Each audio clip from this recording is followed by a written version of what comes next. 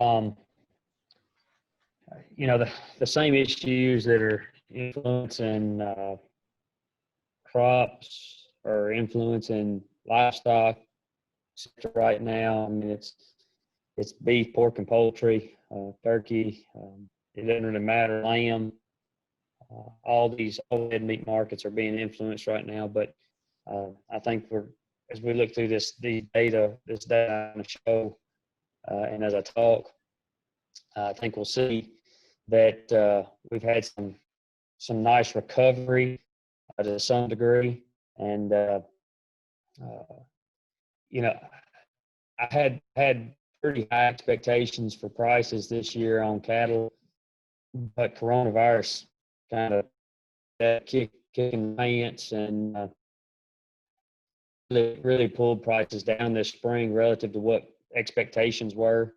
But I will show you that margin runners do have some opportunities right now from that standpoint. So it's really anybody that had to sell from the cow catch point had a tough time. Let's start with, I really probably should have started with the consumer and beef prices, but I'll connect all the dots totally and where we go. I would have expected slaughter steer price this year to have hit about 130 in April and early May is where my expectation would have been for slaughter. See if we can back into. Well, I would expect these prices to be about a $130, and we never made it there. But coronavirus knocked them down, and it got pretty bad. But we've recovered very nicely.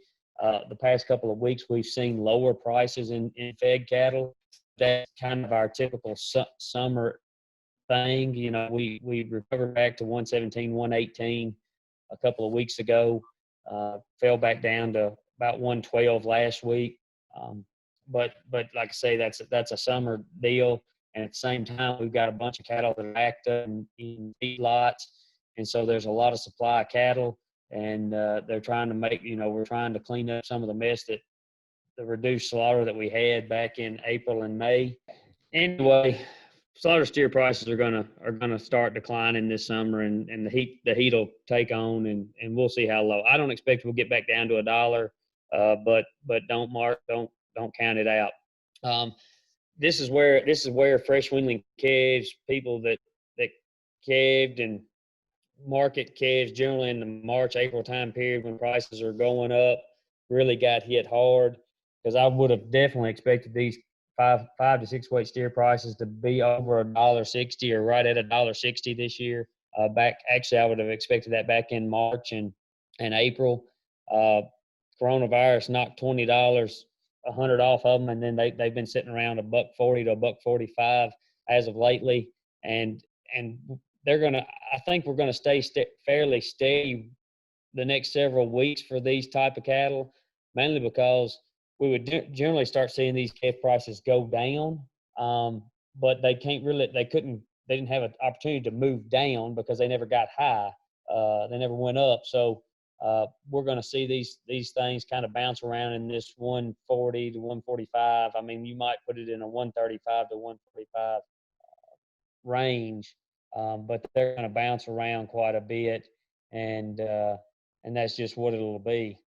Feeder cattle prices, true feeders, we've actually started to see them escalate.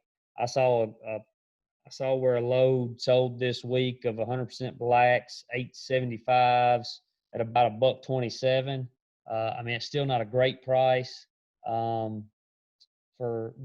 those are pretty heavy cattle going to feedlot. Feedlots have a lot of cattle, so you put 875 selling at $1.27 in today's market, and it's hard to complain about that, even though those cattle may not be making a lot of money because of where they were, when they were purchased, and prices being a little stouter when they were purchased as lighter weight cattle. This has been the highlight of the market. The slaughter cow market has been the highlight. If you read my weekly comments this past week, I encourage people to move these cows on out. You're gonna be hard pressed to get much more benefit from holding on to these animals. sure I mean, if they're in a body condition 5 or higher, I would say sell those slaughter cows or those cull cows, whatever problems they have, move them on out and go ahead and capitalize on the gain that you can get there. We have a really strong demand for grinding beef, and that's what's driving these cow prices. And the slaughter situation there is a little different than the slaughter situation with fat cattle. So that's something to be thinking about. Just so you know, I mean, up until about the third week of March or end of March, heifer slaughter was well above year ago levels. We continue to slaughter a lot of heifers, but then coronavirus came, and then as these facilities shut down, or as they slowed chain speed, or as they furloughed for a short time to clean the facility or whatever it was they were doing, we reduced cattle slaughter tremendously. We went probably down to about 60 to 65% of what the capacity was, or what we compared to what we were killing. And we've really started to make a resurgence. Now, I want you to understand, if you look at the very last point, you can see where the past few weeks of data show that we have really been increasing cattle slaughter. Just if you look at this heifer slaughter, and I'll show you the steer slaughter as well. But the thing is that's on a 2-week delay, and so if I'm looking at daily slaughter on these animals, I'm probably seeing that we're well above 90% of where we were, 90% of the capacity that we were prior to coronavirus.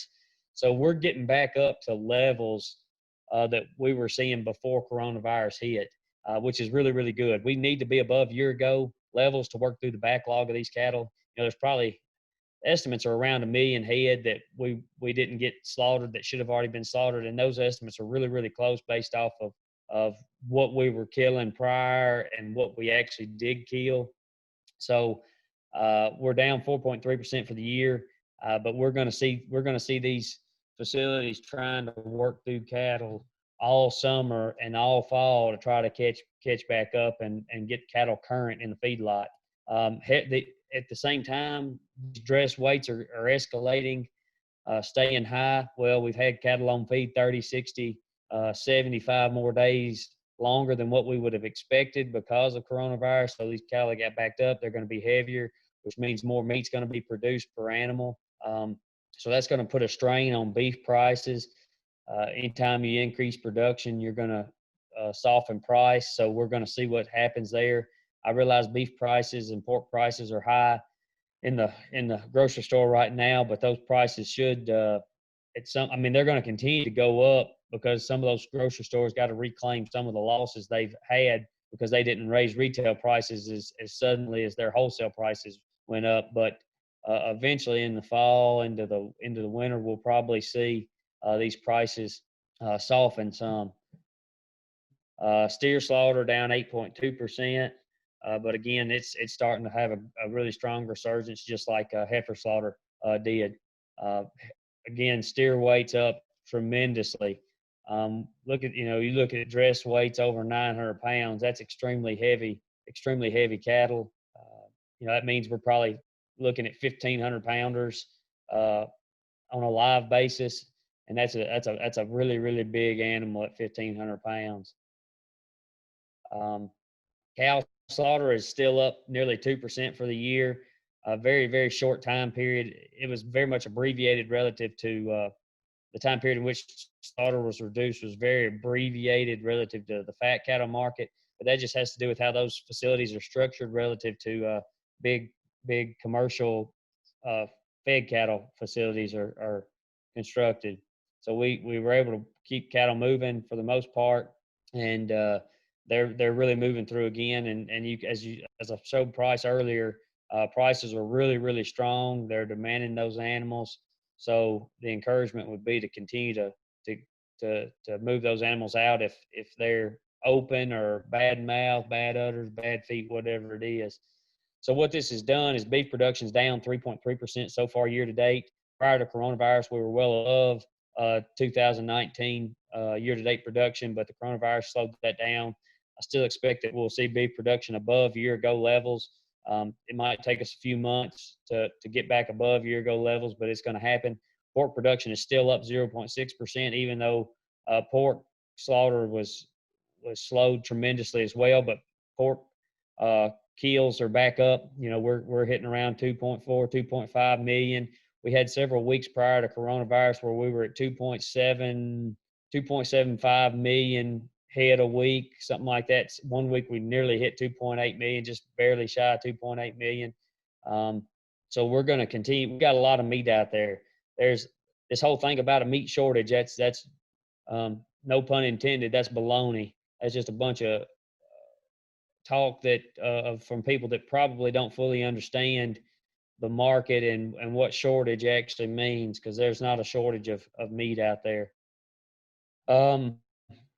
This leads kind of into the export market. We're going to have to be able to export some of this product moving forward. We've done a pretty good job so far year to date. The first 4 months of the year, we've done a pretty good job of exporting beef and pork products. But you know, the domestic demand is going to have to hold up, and it's been doing pretty well. You can look at beef and veal imports. They're pretty much on par with a year ago. You know, you had to understand why we import stuff and why we export stuff. And we have since coronavirus, we've had a tremendous increase in demand for ground beef products. And a lot of our ground beef products come from, most of what we import ends up being ground products that we're going to grind to go into ground beef products of some sort. And so that's probably why we've seen this slight increase relative to a year ago. But the main thing here is the exports, and we've had really strong exports so far this year. You know, everybody wants to talk about China, and Aaron talks a lot about China because of the soybean issue. And the one thing that they are doing right now, they're not pulling a lot of beef, but they are pulling a lot of pork. They have not been a tremendous pork customer for several years because of they'd increased their own production, but they're still trying to recover from African swine fever, and they have turned into the top market. I'm talking about, we're going from something like 25 to 50 million pounds a month to nearly I think last month we were close, might have been 222 million pounds. So since December, either November or December, we've been seeing China pull in 150 to 200 million pounds every month of pork from the United States. And prior to that, most of those months would have been less than 50 million. So you're talking about a 300% increase, or a 200% to 300% increase in exports going to China from the pork standpoint, which is a really good thing because we have to clear meat from our market, and it doesn't matter as long as we're clearing some meat. The exports to Japan and South Korea remain strong on the beef side. Pork exports to Japan, South Korea, Mexico, and Canada remain strong.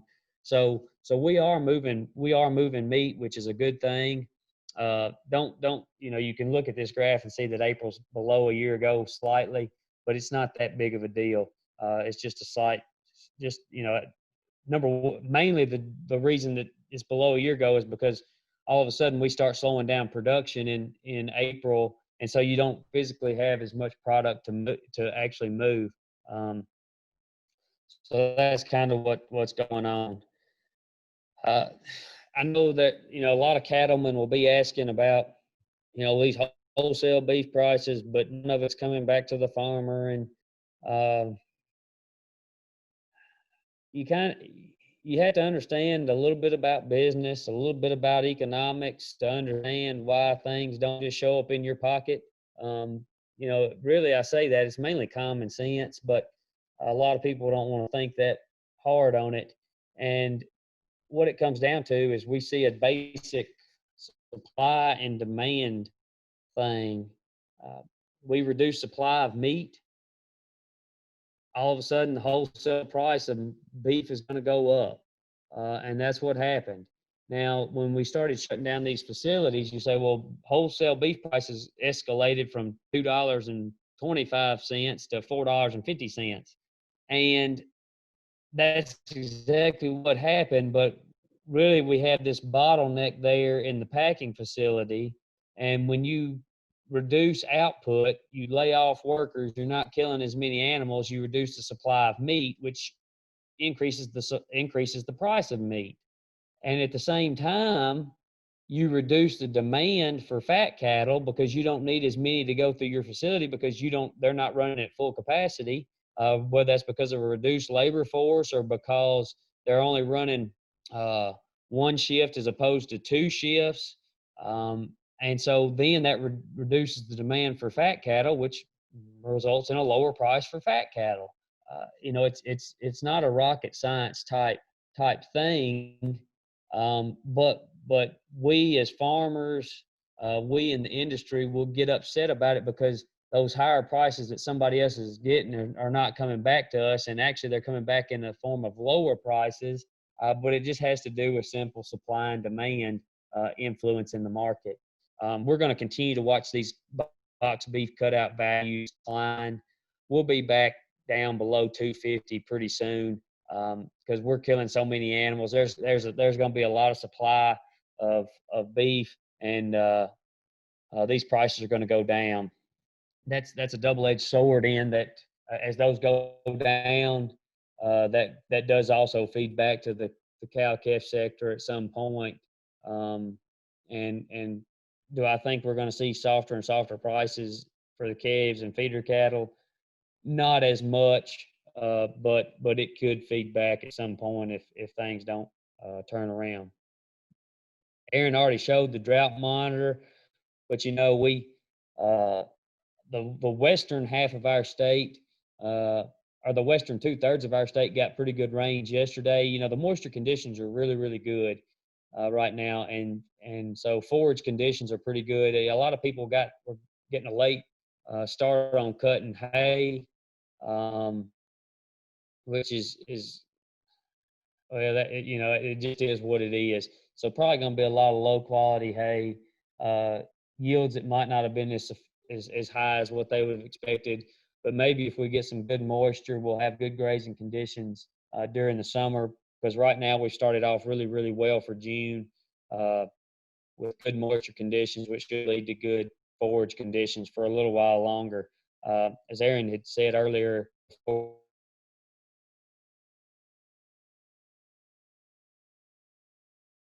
part of this state, most of the southeast is going to be in pretty good condition following the rains that kind of were brought in by a hurricane. Corn prices are really, really cheap, so feeding cattle is cheap. You don't always see these prices when you go to your local feed store and you price bulk feed or bag feed or however you purchase it. It doesn't always seem like corn prices went down, but we should start seeing some feed prices come off just a little bit. Uh, it's also, you think about putting them in the feed, put cattle in the feed lot. It's cheap to feed cattle right now in the feed lot. A lot of projected cost per pound of gain, and I'm talking about total cost, or below 80 cents. And that's not just feed cost, that's all cost. And so when you get them below 80 cents, that's pretty cheap for feeding cattle. Especially if you think about moving into December and January for cattle to be going on feed. Well, anything in the fall and then going into the winter, the cattle be placed in the next 3 or 4 months. So pretty cheap. I'm glad I was talking about that because these are what closeouts are for feeding costs per hundredweight on steers in Kansas. And these are for cattle that actually came off feed. So they were a little higher back uh, as far as cattle that they're harvested in April. We were about 87 cents. But the projected cost of gains are around 80 to 75 to 80 cents right now for cattle that will be placed today. And cattle that be placed today 150 to 180 days, it puts you in October or November kill. So fairly inexpensive. Here's what August futures look like. We've been very, very steady. I've had several people ask me about hedging cattle for August, October, November feeder cattle sales, and so far I guess my recommendation has been correct thus far because a lot of these people they're looking at the 132 to 136 price range, and I just didn't feel like these prices were gonna fall off a whole lot. I don't think they can. I don't know that there's a whole lot of upside potential, but I don't think the downside risk is that great moving into August. Uh, that goes back. This shows you where we fell from beginning of the year to now. We've lost $20 a hundredweight on those animals from the futures market, and then here's November, uh, same situation. I can't tell anybody to pull the trigger on hedging anything at 136, mainly because I don't think we have a whole lot of downside risk in feeder cattle moving from now and into November. Uh, it might be more expensive to actually hedge these animals, um, then the price could decline over that time period. And the second thing is a lot of people would actually be hedging a loss at these prices, and I don't encourage hedging a loss either, because then you're just throwing more money at bad money as it is, and I don't want to encourage that from any standpoint.